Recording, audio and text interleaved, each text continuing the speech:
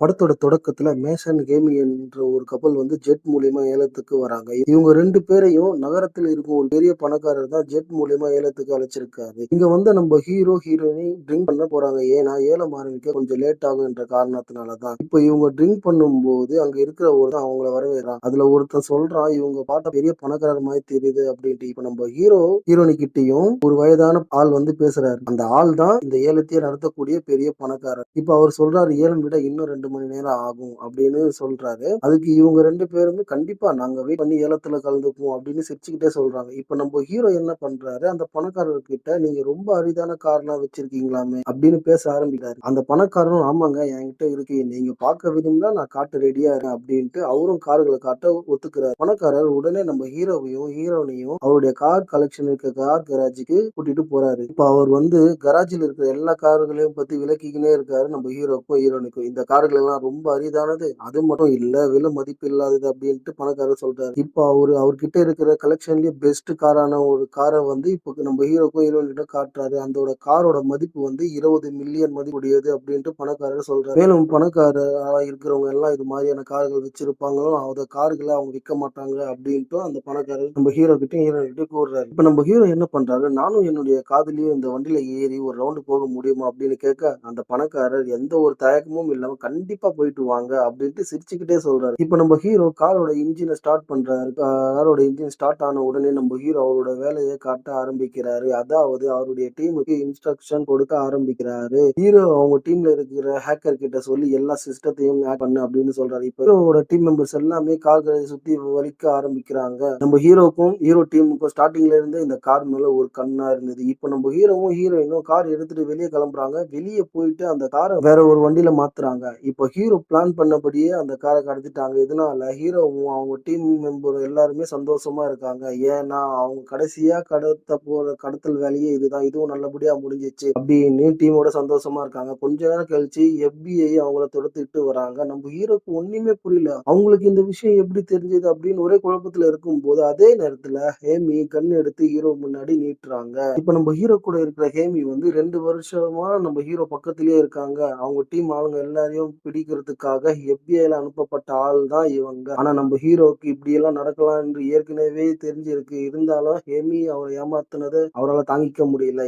ஏன்னா ஹீரோ ஹேமியா அவ்வளவு லவ் பண்ணியிருந்தாரு. இப்ப நம்ம ஹீரோ வந்து டீம் மெம்பர் கிட்ட சொல்றாரு பிளான் பி அப்படின்னு சொன்ன உடனே எல்லாருமே தண்ணியில குதிச்சு தப்பிக்க பாக்குறாங்க. இதனால நம்ம ஹீரோவும் அவங்க டீம் மெம்பர் எல்லாருமே FBI கிட்ட இருந்து தப்பிச்சிடுறாங்க. ஹேமி இப்போ FBIக்கு திரும்புறாங்க. 3 மாசம் ஆயிடுது. இருந்தாலும் ஹீரோவால ஹேமி தன்னை காட்டி கொடுத்தத அவரால் தாங்கிக்கவே முடியல. அதை நினைச்சு நினைச்சு சோகமா இருக்காரு. நம்ம ஹீரோட நண்பர் போல இருக்கிறவன் தான் இந்த ஷான். ஷான் வந்து ஹீரோவோட தம்பி. மேலும் இவன் கொள்ளடிக்கிற அந்த டீமோட ஒரு மெம்பர் தான் இவனும். ஷான் வந்து நம்ம ஹீரோ கிட்ட சொல்றாரு, புதுசா ஒரு அசைன்மெண்ட் வந்து இருக்கு. இப்ப நம்ம ஒரு பேங்க் கொள்ளடிக்க போறோம் அப்படின்ட்டு. இதை கேட்ட நம்ம ஹீரோ, என்னால முடியாதுப்பா, நான் மறுபடியும் போலீஸ் கிட்டயும் FBI கிட்டயும் மாட்ட விரும்பல. ஷான் பல முறை வந்து ஹீரோ கட்டாயப்படுத்துறான். ஏன்னா ஹீரோ தான் இந்த கேங்கோட லீடர். அதனாலதான் அவனை கட்டாயப்படுத்தான். இருந்தாலும் நம்ம ஹீரோ மறுக்கிறாரு. இப்ப ஷான் என்ன நினைக்கிறான்னா, ஹெமி இவன் ஏமாத்துறதுனாலதான் இவன் இப்படி இருக்கான், இவனை எப்படியாவது பழைய ஃபார்ம்ல கொண்டு வரணும் அப்படின்றதுக்காக தான் இந்த பேங்க் ராபரியை ஒத்துட்டு இருக்கான் ஷான். இருந்தாலும் நம்ம ஹீரோ வேண்டாம் அப்படின்ட்டு உறுதியா இருக்காரு. ஷான் போகும்போது ஒரு போனை வந்து நம்ம ஹீரோ கிட்ட கொடுத்துட்டு போறான். எப்படியாவது மனசை மாத்திக்கோ அப்படின்னு சொல்லிட்டு போறான். கொஞ்ச நாள் கழிச்சு நம்ம ஹீரோக்கு டீம்ல இருக்கிறவங்க கிட்ட இருந்து போன் கால் வருது. பாஸ், இன்னும் நீங்க ஏன் கொள்ளையடிக்க வேண்டிய இடத்துக்கு வரல அப்படின்னு போன்ல கேக்குறாங்க. ஏன்னா ஷான் வந்து நம்ம ஹீரோவும் இந்த கொள்ளையில கலந்துக்கிறான் அப்படின்னு சொல்லி தான் டீம் மெம்பர் எல்லாரையும் வர சொல்லியிருப்பான் அப்படின்றத ஹீரோ இப்ப புரிஞ்சுக்கிறாரு. ஹீரோ இப்போ ஒரு முடிவுக்கு வராரு. ஏன்னா ஷான் வந்து ஒரு ஆர்வம் அவனால ஒழுங்கா பண்ண முடியாது அப்படின்னு நினைச்சு நம்ம ஹீரோவும் இப்ப கொள்ளையில கலந்துக்க வேண்டிய கட்டாயம் ஏற்படுது. இந்த பக்கம் பேங்க் மேனேஜர் வந்து பிரேக் டைம்ல காஃபி குடிச்சிட்டு இருக்காரு. இப்போ ஷான் போய் மேனேஜர் கிட்ட பேச ஆரம்பிக்கிறான். இது மாதிரி உங்களோட ஃபிங்கர் வேணும் அப்படின்ட்டு சொல்ல, அதை கேட்ட உடனே பேங்க் மேனேஜர் என்னடா ஜோக் பண்றியா அப்படின்ட்டு சிரிக்கிறாரு. அதே டைம் ஷான் வந்து கன்னை எடுத்து காட்டுறான். இப்பதான் பேங்க் மேனேஜர் வராரு, இவனுங்க பேங்க கொள்ளடிக்க தான் வந்திருக்காங்க அப்படின்னு. ஷான் வந்து பேங்க் மேனேஜர துப்பாக்கி முனையில கூட்டிட்டு போறான். இத பார்த்த நம்ம ஹீரோ என்ன சொல்றாருன்னா, "இப்ப கூட டைம் இருக்கு. எல்லாத்தையும் நிறுத்திக்கோடா" அப்படின்ட்டு ஷான் கிட்ட சொல்றாரு. அதுக்கு ஷான் சொல்றான், "பிளான் ஆல்ரெடி ஆரம்பிச்சாச்சு. வேற வழியே இல்ல. இப்ப எதுவுமே நிறுத்த முடியாது. பிளான் படி செயல்பட்டுட்டு தான் ஆகணும்" அப்படின்ட்டு ஹீரோ கிட்ட சொல்றான். ஹீரோவும் பிளானுக்கு ஒத்துக்கிட்டு வழிநடத்த ஆரம்பிக்கிறாரு. ஏன்னா நம்ம ஹீரோ தான் கேங் லீடரு. பேங்க்குள்ள ஹீரோ வந்த உடனே டீம் மெம்பருக்கு சிக்னல் தராரு. எல்லாருமே ரெடியா இருங்க. ஆக்ஷன் ஸ்டார்ட் ஆக போகுது. இப்போ ஷான் என்ன பண்றான், பேங்க் மேனேஜர செல்ஃப் லாக்கருக்குள்ள கூட்டிட்டு போறான். பேங்க் மேனேஜர் என்ன பண்றாரு, லாக்கர் ஓபன் பண்ற மாதிரியே பண்ணி அலாரத்த அடிக்க வச்சிடுறாரு. அலாரம் சவுண்ட் கேட்டு செக்யூரிட்டி கார்டு எல்லாமே இவங்கள தாக்க வராங்க. ஆனா எல்லாரையுமே நம்ம ஹீரோவும் ஹீரோவோட டீம் மெம்பரும் வந்து அடிக்கிறாங்க. ஆனா ஒரே ஒரு கன் ஷாட் மட்டும் நம்ம ஷான் கையில பட்டுருது. ஹீரோ இப்ப என்ன பண்றாரு, ஹேக்கர் கிட்ட சொல்றாரு, எல்லா சிஸ்டத்தையும் உடனடியா கண்ட்ரோல்ல கொண்டு வா அப்படின்னு சொல்ல, அவங்களும் எல்லாத்தையும் கண்ட்ரோல்ல கொண்டு வராங்க. இப்போ 3 பேருமே உள்ள போறாங்க. ஷான் கிட்ட ஹீரோ கேட்கிறாரு, கரெக்டா சொல்லு, நம்ம எதை கொள்ளடிக்க போறோம்? ஷான் சொல்றா, லட்சக்கணக்கான டாலர் மதிப்புள்ள பிளாஸ்டிக் போன்ற கிரிப்டோ வேலெட்டை தான் நம்ம கொள்ளடிக்க இங்க வந்திருக்கோம். இப்ப ஹேக்கரோட உதவியோட அவங்க தேவையான லாக்கை ஓபன் பண்ண ட்ரை பண்றாங்க. ஆனா அந்த லாக்கர்ல பிளாஸ் டிரைவ் இல்ல. மத்த லாக்கரோட பாஸ்வேர்டும் நம்ம ஷானுக்கு தெரியல. எப்பவுமே அலட்சியமா இருந்ததுனால தான்டா இவ்வளவு பெரிய விளைவு ஏற்பட்டிருக்கு அப்படின்ட்டு நம்ம ஹீரோ வந்து ஷான் மேல கோவப்படுறாரு. ஹீரோ கேக்குறாரு, பிளாஷ் டேக் யாரோடது அப்படின்ட்டு. அதுக்கு ஷான் சொல்றான், எசபெல் ஃபேரோ என்ற சோசியலிஸ்டோடையது தான் அந்த டிஸ்க். ஹீரோ இப்போ பேங்க் மேனேஜர் கிட்ட கேக்குறாரு, எசபெலோட லாக்கர் எங்க இருக்கு உனக்கு தெரியுமா? எனக்கு எப்படி தெரியும்? இங்க 1000 கணக்குக்கு மேலேயே லாக்கர் இருக்கு. அதுல குறிப்பா எசபெலோட லாக்கர் கேட்டா எனக்கு எப்படி தெரியும்? அவன் எனக்கு தெரியாது அப்படின்ட்டு பேங்க் மேனேஜர் சொல்றாரு. இதே நேரத்துல பேங்க்க போலீஸ்காரங்க சுத்தி வளைக்கிறாங்க. அவங்க கூட ஹெப்பியும் வந்துடுறாங்க. ஹெப்பியோட இப்போ ஹெட்டா இருக்கிறவங்க ஹேமி தான். ஹேமி இப்போ ஒரு வேனுக்குள்ள ஏறுறாங்க. ஏன்னா கொள்ளையர்கள் கூட பேசணும், பேச்சுவார்த்தை நடத்தணும் அப்படின்றதுக்காக. அதே நேரம் பில்டிங்களோட டாப்ல வந்து ஸ்னைப்பர்ஸும் வந்து ரெடியா இருக்காங்க. பேச்சுவார்த்தை நடத்துவதற்கோசம் போலீஸ் கிட்ட இருந்து கால் வந்திருக்கு அப்படின்ட்டு ஹேக்கர் வந்து ஹீரோ கிட்ட சொல்றாங்க. ஹீரோ போலீஸ் கிட்ட பேசுறதுக்கு முன்னாடி ஷான் கிட்ட சொல்றாரு, இந்த பேங்க் மேனேஜர் மேல ஒரு கண்ணை வச்சுக்கோ அப்படின்னு சொல்லிட்டு கிளம்புறாரு. இப்போ பேசுறதுக்கோசம் ஹேக்கர் ரூமுக்கு வர நம்ம ஹீரோ அந்த பக்கம் பேசுறவங்க வாய்ஸ் கேட்டதுமே இது ஹெமி தான் என்பதை உணர்றாரு. ஹீரோவும் பேச ஆரம்பிக்கிறாரு. ஹீரோட வாய்ஸ் கேட்டதும் அவங்களும் இது ஹீரோ தான்ன்றத கண்டுபிடிக்கிறாங்க. இப்போ ஹீரோ என்ன நினைக்கிறாருன்னா, ஹெமி வந்து நம்மளையும் நம்ம கூட்டத்தையும் பிடிக்கிறதுக்கோசம் தான் இங்க வந்திருக்கா அப்படின்ட்டு நினைச்சுக்கிறாரு. ஹெமி கிட்ட ஹீரோ சொல்றாரு, FBI கிட்ட சொல்லு 15 அடி தள்ளி நிக்குமாறு, இல்லைன்னா இங்க இருக்கிற ஹாஸ்டேஜ் எல்லாரையுமே கொன்னுடுவேன் அப்படின்ட்டு மிரட்டுறாரு. இப்ப ஹெமி அந்த வேன்ல இருந்து இறங்கி வந்து கீழே சுத்தி முத்தியும் பாக்குறாங்க. வேற வழி இல்லாம ஹீரோ சொன்ன மாதிரியே பண்றாங்க. இப்போ ஹீரோ தன்னுடைய 2வது கோரிக்கையும் வைக்கிறாரு. அது என்னன்னா, அவங்களுக்கும் ஹாஸ்டேஜுகளுக்கும் சாப்பிடுறதுக்கு பீஸாவும் கூல் ட்ரிங்க்ஸும் வேணும். ஏன்னா லஞ்ச் டைம் வந்ததுனால எல்லாரும் பசியா இருக்காங்க. அந்த பீஸா எல்லாத்தையுமே நீங்க தான் கொண்டு வரணும் அப்படின்ட்டு நம்ம ஹேமி கிட்ட சொல்றாரு. ஹேமியும் அதுக்கு சம்மதிச்சு அவங்களும் ஒரு கோரிக்கையை வைக்கிறாங்க. நீ 2 பிணைய கைதியை விடுவிக்கணும் அப்படின்னு சொல்றாங்க. ஹீரோவும் அதுக்கு ஒத்துக்கிறாரு. இப்போ ஹீரோ டீம் மெம்பர் கிட்ட சொல்றாரு, எல்லாரையும் ஒரு ரூம்ல கொண்டு போய் வை, பீஸா வந்தோம் எல்லாருக்கும் கொடு அப்படின்ட்டு. பீஸாவை கொண்டு வரும்போது ஹேமியும் ஹீரோவும் ஒருத்தருக்கு ஒருத்தர் பாத்துக்கிறாங்க. ஏன்னா இவங்க சந்திச்சு 3 மாசத்துக்கு மேல ஆகுது. ஹீரோவை பார்த்து சொல்றாங்க, எல்லாத்தையும் நிறுத்திடு, எல்லாரையும் விடுவிச்சிடு, நீங்களும் சரணடைஞ்சிரு அப்படின்னு சொல்ல, அது ஹீரோ அதுக்கு முடியாது அப்படின்னு சொல்றாரு. ஏன்னா ஹீரோவும் அவங்களோட டீமும் இங்க சரணடைறதுக்கோசம் வரல, வேற ஒரு பிளானோட வந்திருக்காங்க. இப்போ அவங்க எல்லாரும் ஒரு ரூம்குள்ள போறாங்க. பீட்சா எல்லாமே ஹாஸ்டேஜுகளுக்கு கொடுக்குறாங்க. அதே மாதிரி ஹீரோ சொன்னார்ல 2 பிணை கைதியை விடுவிக்கிறேன்ட்டு, அவரும் சொன்ன வாக்க காப்பாத்துறாரு. இப்போ நம்ம ஹேக்கர் வந்து லாக்கரோட பாஸ்வேர்ட் கண்டுபிடிச்சிட்டோம் அப்படின்ட்டு பாஸ்வேர்டை தராங்க. எசபலோட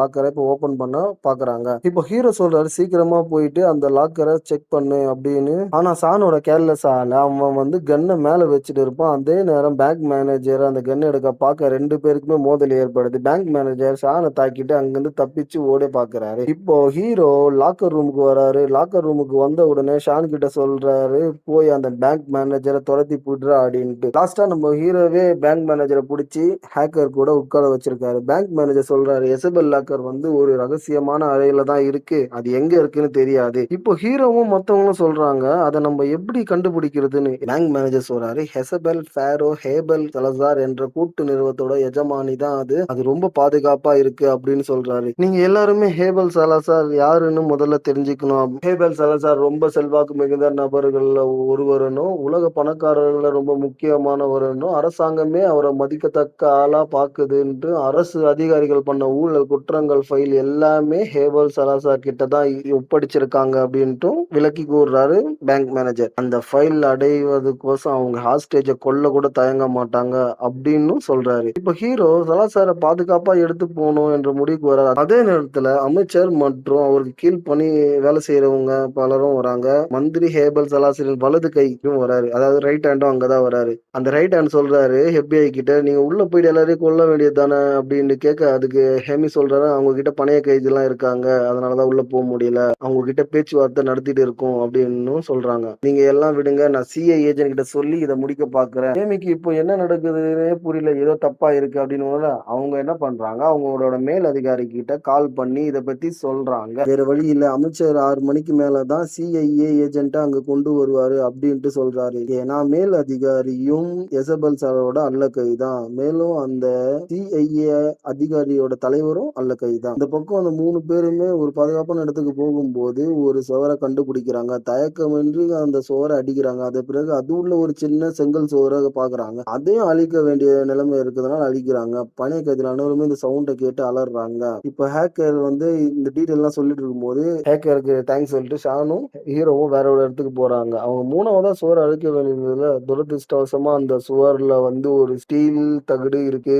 இப்போ அந்த ஸ்டீல் வால பிரேக் பண்றதுக்கு ரொம்ப நேரம் ஆகும். அதே நேரத்துல CIA ஏஜென்ட்களும் இந்த இடத்துக்கு வராங்க. சரி, கொஞ்ச நேரம் கழிச்சு ஹேமி என்ன பண்றாங்க, அவங்களுடைய பிரைவேட் நம்பர்ல இருந்து ஹீரோக்கு கால் பண்ணி ஹாஸ்டேஜ் எல்லாரையும் விடு அப்படின்னு கேக்குறாங்க. மேலும் ஹேமி என்ன சொல்றாங்கன்னா, இது மாதிரி CIA ஏஜென்ட் உன்னையும் டீம் எல்லாரையுமே கொல்ல பாக்குறாங்க அப்படின்னு சொல்றாங்க. இப்போ என்ன தெரியுதுன்னா, நம்ம ஹேமி ஹீரோ மேல இன்னும் பாசமா இருக்காங்க அப்படின்ட்டு நம்மளுக்கு தெரிய வருது. ஆனா நம்ம ஹீரோக்கு இத பத்தி முன்னாடியே தெரிஞ்சிருக்கு. இப்போ ஹீரோ ஹேமி கிட்ட கேக்குறாரு, CIA ஏஜென்ட் உள்ள வரதுக்கு முன்னாடியே நீ பத்திரிகைக்காரங்க எல்லாரையும் கூப்பிட்டு வந்துரு, ஏன்னா பணைய கைதிகள் இன்னும் உள்ளதான் இருக்காங்க அப்படின்ட்டு பத்திரிகைக்காரனுக்கு தெரியணும். CIA ஏஜென்ட் தலைவர் இப்ப என்ன பண்றாரு, ஹீரோ கிட்ட பேசிட்டு அதுக்கப்புறம் வங்கிக்குள்ள போகலான்னு ஒரு முடிவுல இருக்காரு. இப்போ ஹீரோக்கு ஒரு அனௌன்ஸ்மெண்ட் கொடுக்கறாரு, 15 நிமிஷத்துக்குள்ள நீ வெளியே வரலன்னா உன்னையும் உன்னுடைய டீம்ல இருக்கிற எல்லாரையும் கொன்னுடுவேன் அப்படின்ட்டும், எங்களுக்கு ஆஸ்ட்ரேஜ் பத்தி எந்த கவலையும் இல்ல அப்படின்னு சொல்றாரு நம்ம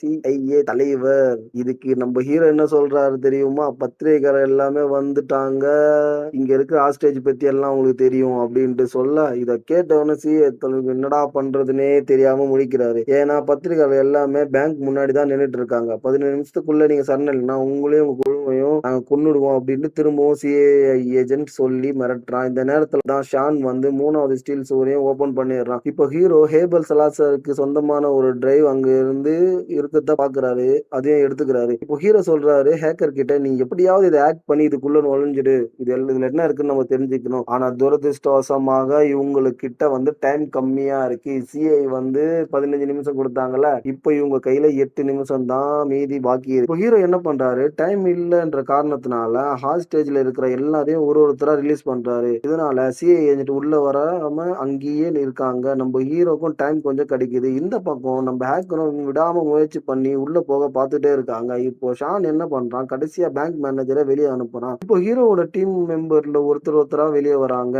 ஏன்னா ஒருத்தரா வெளியே வரும்போது இன்னும் கொஞ்சம் டைம் கிடைக்கும். கடைசியா ஷானும் வெளியே வரான். இப்போ நம்ம ஷான் வெளியே வரும்போது அவன் நம்ம ஹீரோ கிட்ட மன்னிப்பு கேட்டிருப்பான். ஏன்னா அவன் ரொம்ப அலட்சியமா இருந்தனாலதான் இப்போ போலீஸ் கிட்ட சரணடைய வேண்டியதாச்சு அப்படின்னு நினைச்சு மன்னிப்பு கேட்கறான். இவங்க எல்லாருமே ஒருத்தரா சரணடைஞ்சனால நம்ம ஹீரோக்கும் ஹேக்கருக்கும் டைம் கொஞ்சம் கிடைக்குது. மேலும் இவங்க 2 பேர் மட்டும் தான் பேங்க்குள்ள இருக்காங்க. இப்போ கோவம் அடைஞ்ச CIA ஏஜென்ட்டோட லீடர் எல்லாரையும் உள்ள அனுப்புறான். நம்ம ஹீரோவையும் ஹேக்கரையும் அவனை கொன்னுடுங்கடா அப்படின்ட்டு. இப்போ ஹீரோ சொல்றாரு, மந்திரியோட ரைட் ஹேண்ட் இங்க வரணும் அப்படின்னு. அப்படி இல்லைன்னா என் கையில இருக்க ட்ரிகர் அழுத்தி பாம்பை வெடிக்க வச்சு இங்க இருக்கிற எல்லா எவிடன்ஸையும் அழிச்சிடுவேன் அப்படின்ட்டு பயம் காட்டுறாரு. மேலும் என்ன சொல்றாருன்னா, நான் மட்டும் சாக மாட்டேன், உள்ள இருக்க நீங்களும் தான் சாகுவீங்க அப்படின்ட்டு CIA ஏஜென்ட்டே பயம் காட்டுறாரு. இப்போ பாம்பு வெடிக்கிற மாதிரி காட்டுறாங்க. இந்த சம்பவம் எல்லாம் நடந்து முடிஞ்சு ஒரு வாரம் ஆகுது. இப்போ ஹேமி FBIல இருந்து ரிட்டையர் ஆயிடுறாங்க. ஏன்னா அரசாங்கத்துல நிறைய ஊழல்வாதி இருக்காங்க, அதை நினைச்சு அவங்க வேலையை விட்டுடுறாங்க.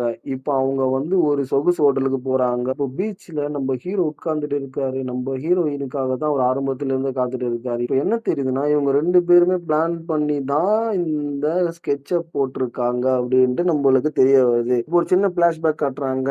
அன்னைக்கு நைட் என்ன நடந்திருக்குன்னா, பேங்க்ல அமைச்சரோட ரைட் ஹேண்ட் கிட்ட பேசணும்னு சொல்லியிருப்பாரு ஹீரோ. ஆனா அமைச்சரும் அங்க தான் இருந்திருப்பாரு. இப்ப ஹீரோ அமைச்சர மிரட்டுறாரு. ஊழல் அதிகாரி எல்லோருடைய குற்றங்களையும் நாங்க ஆன்லைன்ல ஏத்திட்டோம்ன்னும், ஏபல், சலாசார் குற்றங்களும் அதுல உள்ளடக்கம் அப்டின்னும் ஹீரோ சொல்ல, அதுக்கு அமைச்சர் இத விரும்பல. அதுக்கு பதிலா உங்களுக்கு என்ன வேணும்னு கேட்க, ஹீரோ சொல்றாரு, "எங்க டீம்ல இருக்கிற ஒவ்வொருத்தருக்கும் 1,000,000 தர வேண்டியதா இருக்கும்" அப்டின்னு அமைச்சர்கிட்ட சொல்றாரு. மேலும் ஹாஸ்டேஜா இருந்த எல்லாருக்கும் ஒரு 1,000,000 குடுக்கணும். குறிப்பா அந்த பேங்க் மேனேஜருக்கும் 1,000,000 குடுக்கணும் அப்டின்ட்டு கோரிக்கைய வைக்கிறாரு. ஃபைனலா என்ன சொல்றாருன்னா, சரணடைஞ்ச என்னுடைய டீம் மெம்பர் எல்லாரையும் விடுவிக்கணும்ன்னும், எங்களுக்கு ஒரு புது அடையாளம் கிடைக்கணும் அப்டின்ட்டு அமைச்சர்கிட்ட கோரிக்கை வைக்கிறாரு. இப்ப நம்ம ஹீரோக்கு அமைச்சர் இதெல்லாம் செஞ்சு தர ஒத்துக்கிறாரு. இதனால ஹீரோ அன்னைக்கு பாம் வெடிச்சு இறந்த மாரி நடிக்கிறாரு. இப்போ ஹீரோவும், ஹீரோயினும் ஒண்ணா இருக்கிற நேரத்துல அவங்களுடைய ரிட்டயர்மென்ட்ட அறிவிக்கிறாங்கோ.